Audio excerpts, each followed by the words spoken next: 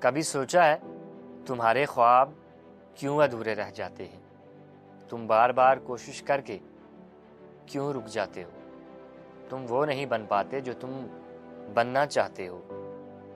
اس کا سب سے بڑا سبب کوئی انسان، کوئی دنیا، کوئی حالات نہیں، بلکہ تمہارا سب سے بڑا دشمن ہے تمہارے اپنے اندر کا ڈر۔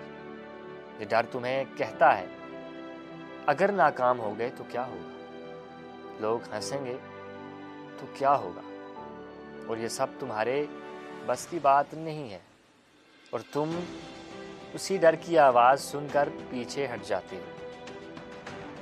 حالانکہ حقیقت یہ ہے کہ دنیا کبھی اتنی بڑی رکاوٹ نہیں بنتی جتنی رکاوٹ تمہارا اپنا خوف بن جاتا ہے۔ یاد رکھو، دنیا کا سب سے خطرناک قید خانہ کوئی جیل نہیں ہے، بلکہ وہ قید خانہ ہے جو تمہارے دماغ میں بنا ہوا ہے، جہاں تمہیں لگا رہتا ہے کہ تم کمزور ہو، ناکام ہو جاؤ گے، کچھ نہیں کر پاؤ گے۔ یہ ڈر تمہیں وہ سب کچھ چھین لیتا ہے تم سے جو اصل میں تمہارا ہو سکتا ہے۔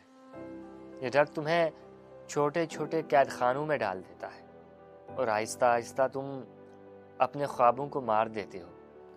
لیکن یاد رکھو، ڈر حقیقت نہیں، یہ صرف ایک وہم ہے۔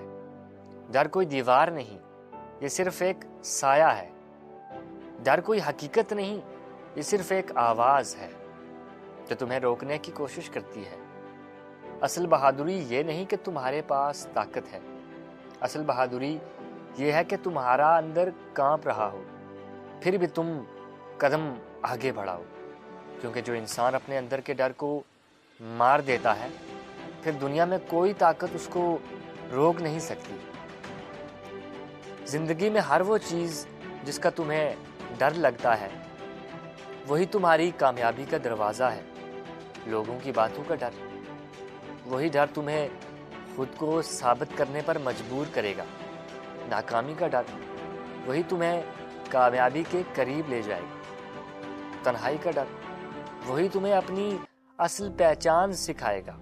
یاد رکھو، سب سے بڑا دشمن باہر نہیں ہے، وہ تمہارے اندر ہے، اور تم سے بڑی جیت یہ نہیں کہ تم دنیا کو ہرا دو، بلکہ سب سے بڑی جیت یہ ہے کہ تم اپنے اندر کے ڈر کو ہرا دو۔ اس دنیا کی ساری عظمتیں، کامیابیاں اور جیت صرف ان لوگوں کو ملی ہیں جنہوں نے اپنے اندر کے ڈر کو مارا ہے، ورنہ جو بھی تمہاری طرح سوچتے، گھبراتے اور رک جاتے۔